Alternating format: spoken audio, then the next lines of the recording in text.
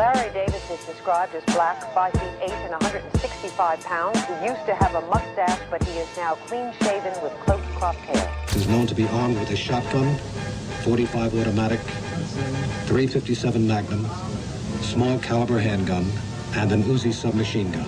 I mean, he'll be causing what happened in the police case, and they don't like the fact that I exposed them the way I did. Larry Davis kept it gangster, man.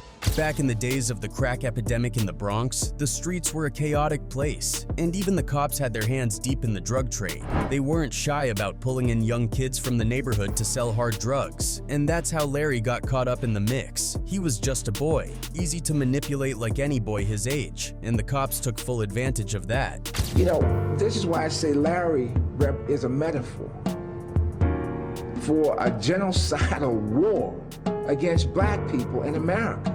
Before long, though, Larry stumbled upon a dangerous secret, and that made him rethink his involvement. He tried to step away from the shady deals with the police, but things didn't exactly go as planned. Walking away only made his situation worse. He found himself in deeper trouble that would completely flip his life upside down. He just started shooting. I couldn't see the man to get a shot at him. I just kept firing to keep him away from me, and I imagine that's what everybody else would do, just to keep him back. People used to call Larry Davis the original 50 Cent before 50 Cent even hit the scene. In his neighborhood, he was sometimes called the Robin Hood of the ghetto, known for standing up against corrupt cops and the drug-fueled violence plaguing the streets. Meanwhile, the authorities painted a very different picture of him, labeling him the Crack City Terminator. To folks in the Bronx, though, Larry wasn't just a criminal. He was seen as someone who had the guts to fight back against the epidemic of police brutality, something that felt like an everyday reality for many. His solution to the chaos was extreme, but to some, it was the only way to push back against a system that had long been out of control.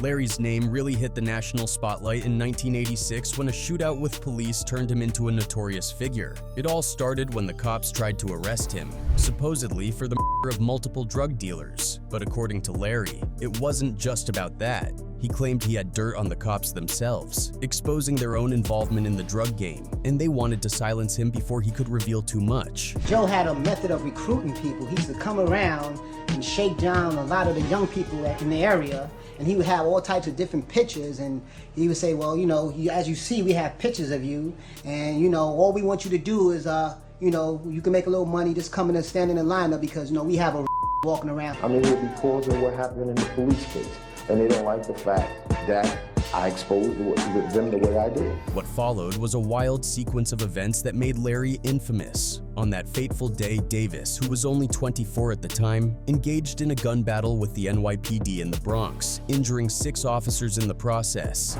He just started shooting. I couldn't see the man to get a shot at him. I just kept firing to keep him away from me, and I imagine that's what everybody else would do, just to keep him back. After the shootout, Larry somehow managed to slip away and went on the run, evading one of the largest manhunts in the country for 17 days. The scene that night, November 19, 1986, was intense. At exactly 8:26 p.m., 6 police officers, 4 of them detectives, closed in on a 19th-century brick apartment building at 1231 Fulton Avenue in the Morrisania section of the Bronx. They weren't taking any chances. Another 6 officers were stationed around the building's courtyard, fire escapes, and alleyways, while 15 more police units were nearby in case things went sideways. The building's intercom was busted, but a tenant noticed the swarm of officers outside and buzzed them in. Little did they know, they were about to be part of a showdown that would capture the attention of the whole country. They were in a big hurry, and they got there and they were running when they got out of the cars. And they literally ran in.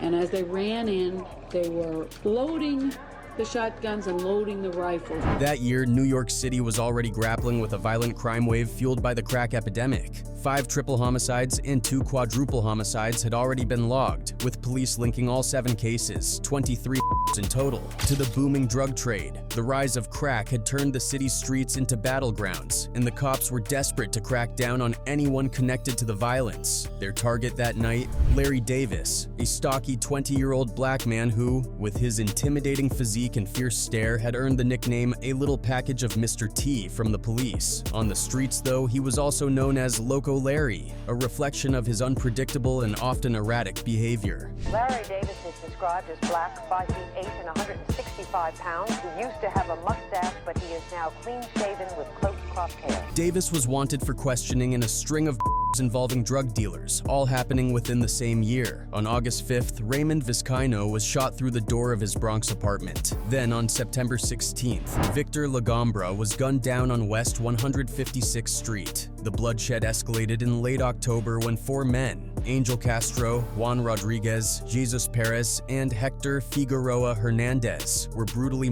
in an apartment on Southern Boulevard. With the city drowning in violence, the police were under intense pressure to find and bring Larry in, believing he held the key to unraveling some of these horrific crimes. For about a month before the shootout, Larry had been laying low, staying with his sister Regina Lewis and her family at their apartment on Fulton Avenue. It seemed like he had nowhere left to run.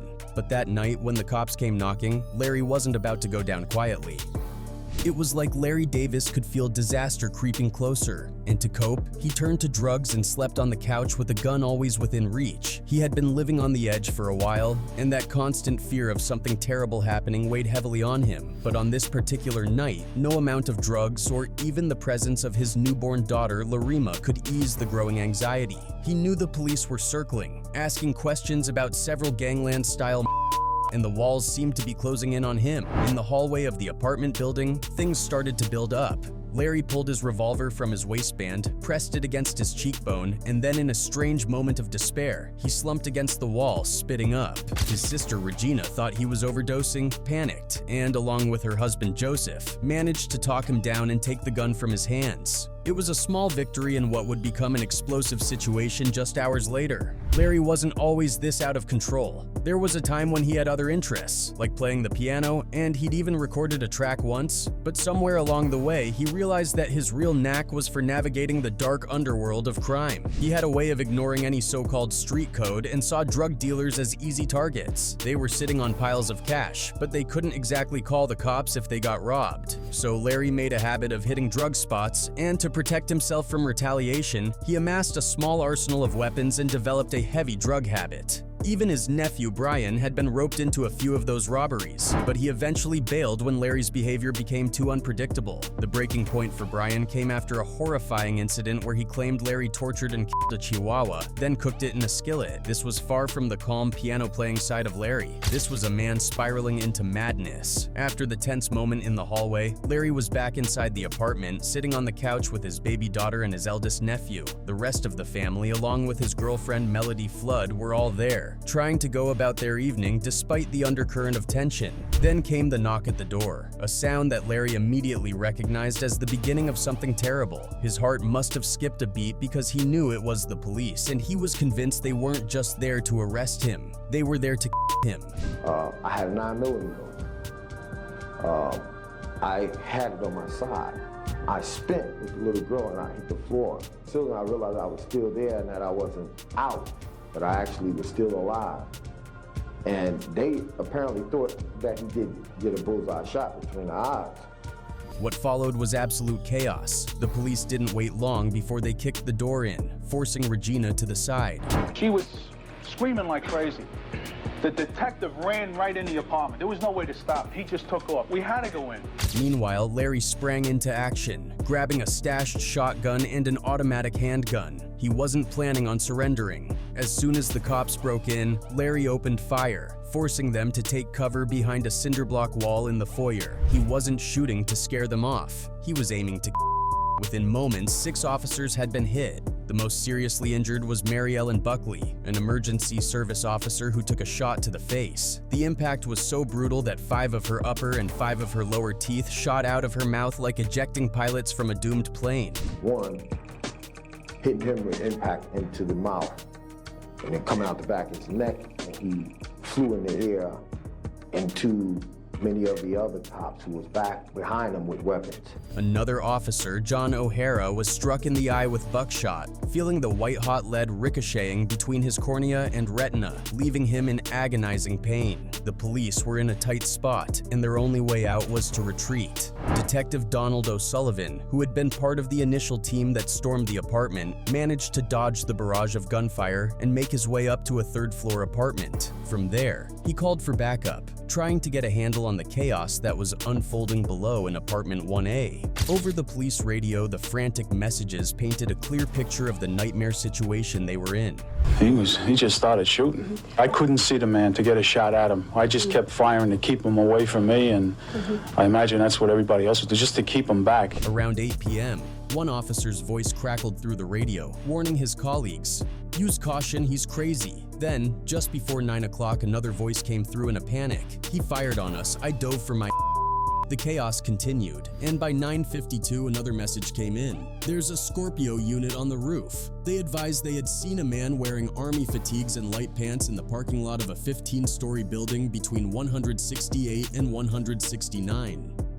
Meanwhile, Larry Davis was slipping away right under their noses. During the shootout, the lock on the apartment next door had been shot off. Seizing the opportunity, Davis slipped into the vacant hallway, found the open apartment, and made his escape through a window. He dropped 10 feet into the rear courtyard, vaulted over a brick wall, and disappeared into an alley. All of this happened while a police helicopter's searchlights scanned the area. But somehow, he avoided detection. With adrenaline pumping through his veins, Larry managed to escape, still armed and dangerous, with enough ammunition to take down more officers if it came to that, while the police scrambled to contain the situation. 2 of the injured officers were rushed to Bronx Lebanon Hospital. One of them so badly hurt he had to be carried across the street. Another officer, despite being injured, walked to the hospital himself, leaving a trail of blood behind him. A 4th officer was taken to Lincoln Hospital, and 2 others were sent to Bellevue Hospital in Manhattan. The scene was nothing short of catastrophic. "This might be the worst shootout in the department's history," admitted Robert J. Johnston, the chief of police, trying to make sense of what had just happened. The manhunt for Larry Davis was relentless. Police cruisers as far as Albany had his picture taped to their visors. Illinois state troopers were briefed on his description at the start of every shift, and officers in Baltimore received daily updates. In New York City, a $25,000 reward was put up for any information leading to his capture. Despite this massive search effort, Larry had seemingly vanished without a trace. Be armed with a shotgun, .45 automatic, .357 Magnum, small caliber handgun, and an Uzi submachine gun. Yet while no one knew exactly where he was, his reputation loomed larger than ever. Everyone knew Larry Davis's name now, whether they saw him as a hero, a villain, or something in between.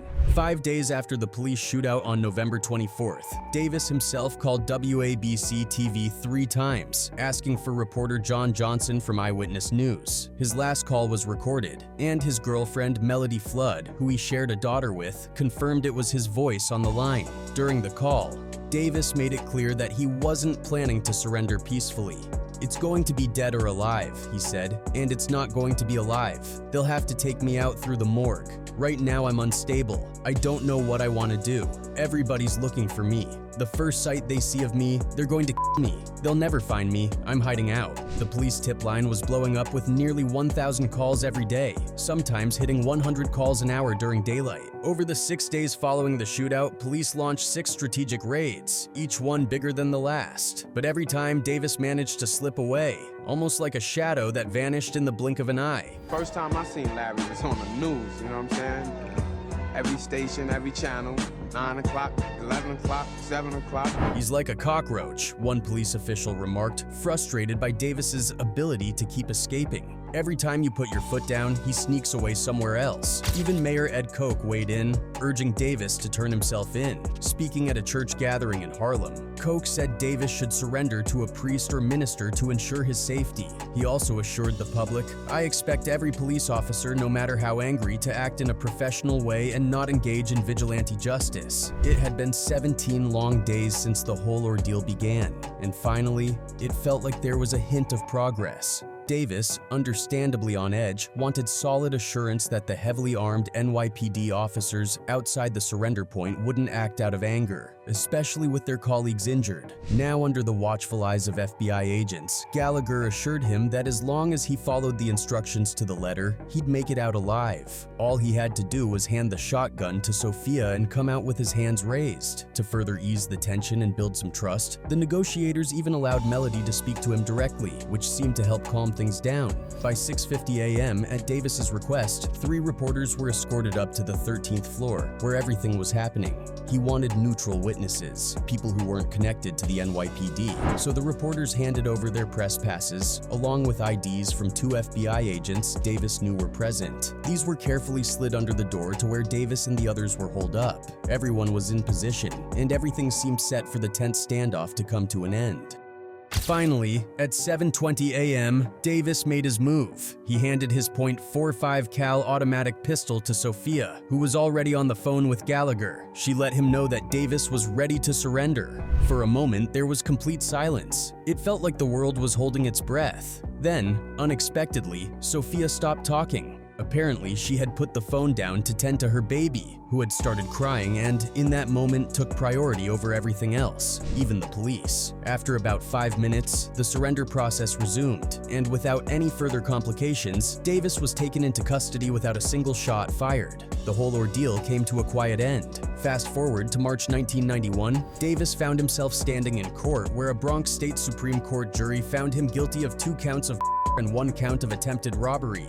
The verdict came swiftly after just 1 day of deliberations. According to Stephen Reed, a spokesman for the Bronx District Attorney, this conviction stemmed from the 1986 of Ramon Vizcaino, an alleged drug dealer, during an attempted robbery at his home in the Bronx. While no comment was immediately available from Davis or his defense team, Reed called the decision a significant milestone, the first major conviction against Davis. This trial was a huge victory for the prosecution, particularly given that previous attempts to convict Davis on charges had failed in 3 separate trials. Before this, the only conviction they managed to secure was for illegal weapons possession, which had already landed Davis a 5 to 15-year sentence. Now, with this new conviction, he faced a maximum of 25 years in prison when sentenced by Justice Stephen Barrett. Davis, however, had become something of a folk hero to many in the South Bronx. Some were impressed by his uncanny ability to win acquittals and saw him as a symbol of resistance, especially against what they believed were corrupt police practices. His defense lawyers had long argued that Davis was being targeted because he knew too much about police corruption. In 2 separate trials in 1988, Davis had been acquitted on charges of attempted related to a 1986 shootout between him and several police officers. His lawyer at the time, the famed William Kunstler, successfully argued that Davis had acted in self-defense after police stormed his sister's apartment. These acquittals sparked a lot of controversy, with even former Mayor Edward Koch expressing his disbelief, stating that every police officer in New York, regardless of race, would be horrified by the verdicts. Yet, Davis gained many supporters, especially from communities who had long felt mistreated by the police and saw his battles as part of a bigger fight against police brutality. Davis had faced other legal battles as well. In 1989, he was acquitted in a separate case involving the of 4 alleged drug dealers. But now, in this most recent trial, prosecutors presented a different story. They claimed that on August 5, 1986, Davis, along with his brother Eddie, had rung the doorbell at Vizcaino's apartment intending to rob him. When Vizcaino refused to open the door, the brothers fired their guns into the apartment. Eddie Davis had already been convicted in connection with the leaving Davis to face the consequences of this latest verdict on his own.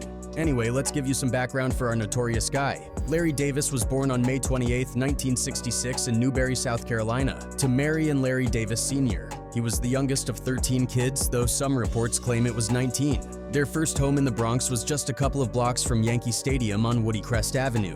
When Davis turned 10, his dad walked out, leaving the family to fend for themselves. Davis quickly learned to navigate the streets from the neighborhood tough guys, who carved out their own futures through force and street smarts. Growing kid, you know, I stayed into hobbies. Like my best hobby I used to work was motorsport and build motorcycles. I used to build motorcycles and stuff like that. By the time of the infamous shootout, Davis already had a notorious reputation in the Bronx. He was known for being bold with no boundaries when it came to crime. From robbing drivers stopped at red lights to breaking into homes on Long Island, Davis made his mark. His biggest target, though, was drug dealers. Rumor had it he went after them to get revenge for one of his sisters who had gotten hooked on drugs.